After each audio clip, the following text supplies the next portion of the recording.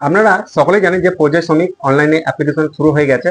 তো আজকের আমি এই ভিডিওতে পর্যায় শ্রমিক অনলাইনে অ্যাপ্লিকেশন কিভাবে করবেন সেটাই দেখিয়ে দেবো। কিন্তু আজকে আমি কম্পিউটার ব্যবহার করে দেখাবো না, জাস্ট মোবাইল থেকে দেখিয়ে দেবো যে কিভাবে মোবাইলের মাধ্যমে পর্যায় শ্রমিক অনলাইনে অ্যাপ্লিকেশন করতে পারবেন। তো যেহেতু মোবাইল সবার হাতে রয়েছে, মোবাইল দিয়ে করা সম্ভব, তাই মোবাইল দিয়ে দেখিয়ে দিচ্ছি। তো চলুন, এই ভিডিওতে আমি বেশি দেরি করতে চাইছি না, একদম চলে যাবো মূল ভিডিওতে। আর পর্যায় শ্রমিক অনলাইন অ্যাপ্লিকেশন করার জন্য একটা অ্যাপের প্রয়োজন আছে, আর অ্যাপের লিঙ্ক আমি ভিডিও ডেসক্রিপশনে দিয়ে রাখছি, সেখান থেকে ডাইরেক্ট আপনারা এই অ্যাপটাকে ডাউনলোড করে নিতে পারবেন। ডাউনলোড করার পর অ্যাপ যখন ফার্স্ট টাইম লগ ইন করবেন আপনাদের সামনে এই টাইপের একটি ইন্টারফেস চলে আসবে, যেখানে লগ ইন করুন এরকম একটি অপশন থাকবে। যদি আপনার কাছে আইডি পাসওয়ার্ড না থাকে বা কর্মসাথী পোর্টালে যদি আপনি নাম নথিভুক্ত না করে থাকেন পরিযায়ী শ্রমিক হিসেবে, সেক্ষেত্রে আপনাকে আগে রেজিস্ট্রেশন করতে হবে। রেজিস্ট্রেশন করার জন্য নিচের দিকে রেজিস্টার অপশানে ক্লিক করবেন, এখানে আপনার ফোন নাম্বার পুট করবেন, তারপর নিচে জেনারেট ওটিপি অপশানে ক্লিক করবেন। একবারই ক্লিক করবেন, বারবার ক্লিক করবেন না, তাহলে কিন্তু অনেকগুলো ওটিপি চলে আসবে। তারপর এন্টার ওটিপির জায়গায় আপনার যে ওটিপিটা আসবে সেটা পুট করে ভ্যালিডেট ওটিপি করবেন। এরপর আপনার নাম, আধার নাম্বার এবং আপনার বাবা অথবা হাজব্যান্ডের নাম যে কোনো একজনের নাম পুট করে সাইন আপ অপশানে ক্লিক করবেন। এখানে আপনার সাইন আপ সাকসেসফুলি কমপ্লিট হয়ে গেল। এরপর যে ফোন নাম্বারটি একটু আগে পুট করলেন সেই ফোন নাম্বারটা আবার পুট করবেন, তারপর জেনারেট ওটিপি করবেন। আপনার ফোনে আবার একটি ওটিপি আসবে, সেটা পুট করে ভ্যালিডেট ওটিপি করবেন। এরপর এখানে কিন্তু অনেকগুলো স্টেজে আপনাকে ফর্মটা ফিল আপ করতে হবে। প্রথমে আবেদনকারীর নাম, ফোন নাম্বার এখানে থাকবে। এমার্জেন্সি ফোন নাম্বার বা আপৎকালীন ফোন নাম্বার যদি কিছু দিতে হয় দিয়ে দিতে পারেন। ফর্মটাকে একটু ওপরের দিকে তুললে নিচের দিকে আপনার বাবার নাম এখানে শো হবে। তারপর আপনার জেন্ডার এখান থেকে সিলেক্ট করবেন। আপনার ধর্ম এখানে ড্রপডাউন মেনু আছে, এখান থেকে পেয়ে যাবেন। তারপর আপনার কাস্ট বা জাতি যেটা আছে সেটা এখান থেকে আপনাকে সিলেক্ট করতে হবে। আপনার জন্ম তারিখ এখান থেকে সিলেক্ট করে নেবেন। তারপর রেশন কার্ডের ধরন এখান থেকে চুজ করবেন, কী টাইপের রেশন কার্ড আপনার আছে। তারপর রেশন কার্ডের নাম্বারটা এখানে বসিয়ে দেবেন। তারপর ভোটার কার্ডের নাম্বারটা এখানে পুট করে দিয়ে সেভেন নেক্সট অপশানে ক্লিক করবেন। তারপর আপনার স্থায়ী ঠিকানা পুট করতে হবে, মানে যেটা আপনার পশ্চিমবঙ্গের স্থায়ী ঠিকানা সেটা এখানে পুট করবেন। প্রথমে ড্রপডাউন থেকে এখান থেকে জেলা সিলেক্ট করে নেবেন। তারপর মহকুমা সিলেক্ট করবেন, এটাও ড্রপডাউন থেকে পেয়ে যাবেন। তারপর ব্লক না মিউনিসিপ্যালিটি অঞ্চলে আপনার বাড়ি সেটা সিলেক্ট করবেন। তারপর পুলিশ স্টেশনের নাম, এটাও ড্রপডাউন থেকে পেয়ে যাবেন। তারপর পিনকোডটা এখানে ম্যানুয়ালি ফিল করতে হবে। তারপর ঠিকানাটা এখানে টাইপ করে দিয়ে সেভেন নেক্সট অপশানে ক্লিক করবেন। তারপর এখানে আপনারা 4টে অপশান পেয়ে যাবেন, যেখানে প্রথমে অপশানে বলা হচ্ছে আপনি পশ্চিমবঙ্গের বাইরে কাজ করেন কিন্তু দেশের মধ্যে কাজ করেন, সেক্ষেত্রে আপনাকে এ অপশান চুজ করতে হবে। যদি দেখা যায় আপনি ভারতের বাইরে কাজ করে থাকেন তাহলে আপনাকে বি অপশান চুজ করতে হবে। অবশ্যই এই অপশান চুজ করলে আপনাকে রাজ্য আর কোন অঞ্চলে কাজ করেন সেই অঞ্চলের থানার নামটা এখান থেকে সিলেক্ট করতে হবে। যদি বি অপশানে চুজ করেন সেক্ষেত্রে আপনি কোন দেশে কাজ করেন, কোন জায়গায় কাজ করেন সেখানকার স্থায়ী ঠিকানা বা সম্পূর্ণ ঠিকানাটা দিতে হবে এবং আপনার পাসপোর্ট নাম্বারটা পুট করতে হবে। সি অপশানে বলা হচ্ছে আপনি পশ্চিমবঙ্গের বাইরে কিন্তু দেশের অভ্যন্তরে কাজ করতে ইচ্ছুক তাদের জন্য, সেক্ষেত্রে আপনাকে সি অপশান চুজ করতে হবে, সেক্ষেত্রেও স্টেট আর থানাটা চুজ করতে হবে। আর ডি অপশানে বলা হচ্ছে আপনি ভারতের বাইরে কাজ করতে যেতে চান, সেক্ষেত্রে আপনাকে 4 নম্বর অপশান বা ডি অপশানটা চুজ করতে হবে। এখান থেকে যেটা আপনার ক্ষেত্রে সঠিক মনে হবে সেটা এখান থেকে আপনি চুজ করে নেবেন। তারপর জার্নি বিবরণ, মানে আপনি কবে জার্নি করেছেন, যদি আপনি আগে কাজ করে থাকেন আর কি, সেক্ষেত্রে কবে জার্নি করেছেন সেই ডেটটা দেবেন। অথবা যদি জার্নি করতে চান মানে নতুন কাজ করতে যাবেন হয়তো, সেক্ষেত্রে আপনাকে এখান থেকে সঠিক ডেটটা চুজ করে নিতে হবে। কোথা থেকে আপনি যাত্রা শুরু করেছেন সেটা এখানে দিয়ে দেবেন।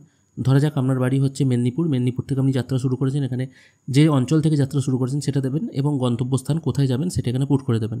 মোড অফ জার্নি মানে কীভাবে যাবেন, বাসে না ট্রেনে না আকাশপথে, সেটা এখান থেকে চুজ করে নিয়ে সেভেন নেক্সট অপশানে ক্লিক করবেন। তারপর আছে কাজের ধরন, কী টাইপের আপনি ওখানে কাজ করবেন, এখানে অনেকগুলো অপশান পেয়ে যাবেন। যদি এগুলোর মধ্যে কোনোটিই না হয়ে থাকে তাহলে আদার্স করে দেবেন এবং কী টাইপের কাজ করতে চাইছেন বা বাইরে গিয়ে কী টাইপের কাজ করবেন সেটা এখানে টাইপ করে দেবেন। মাইগ্রেশনের সম্ভাব্য তারিখ, মানে আপনি কবে নাগাদ যেতে চাইছেন বা কবে নাগাদ যাবেন সেই ডেটটা এখান থেকে বসিয়ে দেবেন। যদি আগে আপনি কাজ করে থাকেন আর কি, সেক্ষেত্রে আগের ডেট এখান থেকে চুজ করে নেবেন। আর যদি ভবিষ্যতে যেতে চান 1 মাস পরে যেতে চান হয়তো, সেক্ষেত্রে 1 মাস পরের ডেট এখানে দিয়ে দেবেন। আনুমানিক দৈনিক মজুরি, আপনি যদি কাজ করে থাকেন সেক্ষেত্রে কত মজুরি পান সেটা এখানে দেবেন। অথবা যদি আপনি যাবেন বলে ঠিক করেন সেক্ষেত্রে তো আপনি জানবেন আপনি কত টাকার মজুরিতে কাজ করবেন, সেই মজুরির অ্যামাউন্টটা এখানে বসিয়ে দেবেন। আর একটু নিচের দিকে এলে এখানে আছে এমপ্লয়েড বাই, মানে আপনি কীভাবে নিযুক্ত হয়েছেন, এখানে নিয়োগকর্তার নাম আছে। যদি আপনি নিজে বাইরে গিয়ে নিজেই কাজ করেন, যেমন ধরুন অনেক মানুষ আছেন যারা হয়তো অন্য স্টেটে গিয়ে, ধরুন বিহারে গিয়ে, গুজরাটে গিয়ে তারা ওই জায়গায় গিয়ে হকারি করে, পশ্চিমবঙ্গ থেকে মাল নিয়ে যায় দিয়ে ওখানে গিয়ে হকারি করে, নিজের হয়তো সাইকেল আছে বা মোটর সাইকেল আছে নিচে বিক্রি করে, সেক্ষেত্রে এটা সেলফ হবে।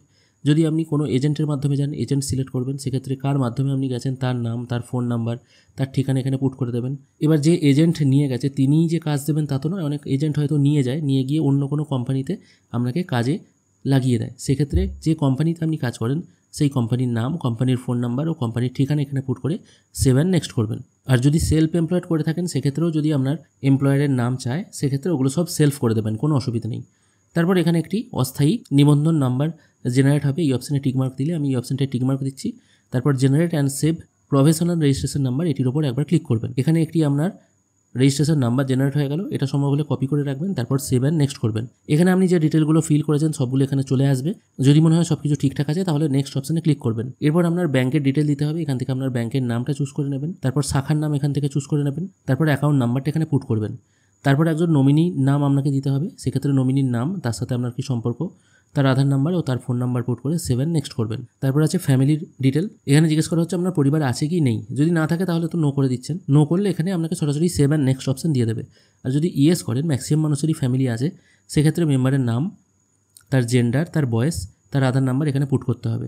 এরকম করে আপনার যদি অনেকগুলো ফ্যামিলি মেম্বার থাকে সেক্ষেত্রে অ্যাড অপশনে ক্লিক করে করে আপনাকে যেতে হবে এবং প্রত্যেকের ডিটেল এখানে দিতে হবে, তারপর সেভ অ্যান্ড নেক্সট করবেন। তারপর এখানে আপনাকে কিছু কিছু জিনিস আপলোড করতে হবে, আপনার ফটো, আপনার Aadhaar card, bank passbook, application form আপনারা কী করে ফিল আপ করবেন এই রিলেটেড ভিডিও আমার অলরেডি আছে, সেটা অবশ্যই দেখে নেবেন। তারপর আপনার পাসপোর্ট, ভোটার কার্ড এবং রেজিস্টার ডিড মানে আপনার পর্চা বা দলিল যদি থাকে সেটা এখানে আপলোড করতে হবে। তারপর এই অপশানটায় টিকমার্ক দিয়ে সেভ অ্যান্ড নেক্সট অপশানে ক্লিক করবেন। তবে এখানে পাসপোর্ট আপলোড করা ম্যান্ডেটারি, যদি আপনার পাসপোর্ট না থাকে, মানে আপনি ভারতের বাইরে হয়তো কাজই করেননি, আপনার পাসপোর্ট নেই, সেক্ষেত্রে আধার কার্ড আপলোড করে দিলেও হবে। তবে রেজিস্টার ডিড না আপলোড করলেও আপনি কিন্তু নেক্সট পেজে যেতে পারবেন। আমার সব ডকুমেন্টস আপলোড হয়ে গেছে, তারপর আমি ফাইনাল সাবমিট অপশানে ক্লিক করব।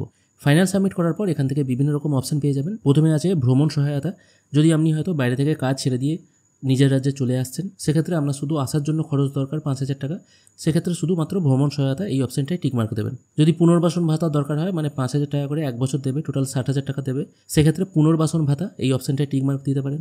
এক্ষেত্রে দেখা যায় কতগুলো অপশানে টিকমার্ক দেওয়া যায়, এক্ষেত্রে কিন্তু 1, 2, 3টে অপশান, 4টে অপশান, 5টা অপশান, সবগুলো অপশানেই কিন্তু আপনারা টিকমার্ক দিতে পারবেন, এটা কিন্তু দেখা যাচ্ছে।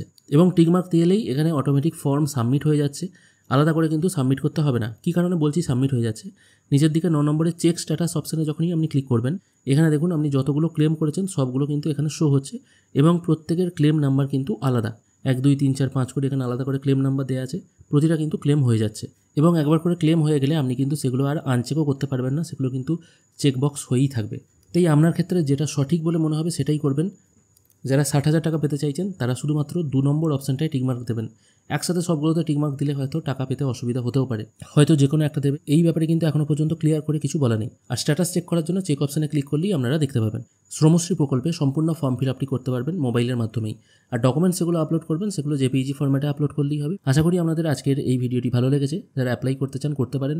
আবারও বলে রাখছি, যারা বাইরে কাজ করছেন এবং কন্টিনিউ কাজ করবেন বলে ঠিক করছেন তাদের জন্য কিন্তু এই শ্রমশ্রী প্রকল্প নয়। যারা কাজ ছেড়ে দিয়ে চলে আসছেন এবং বাইরে কোনো কাজ করতে অসুবিধা হচ্ছিল তাদের জন্যই কিন্তু এই শ্রমশ্রী প্রকল্প। যারা কন্টিনিউ কাজ করছেন বা কাজ করবেন তারা কিন্তু এই ফর্ম ফিল আপ করবেন না। তারা শুধুমাত্র কর্মসাথী প্রকল্পে পরিযায়ী শ্রমিক হিসেবে নিজেদের নামটা নথিভুক্ত করে রাখতে পারেন।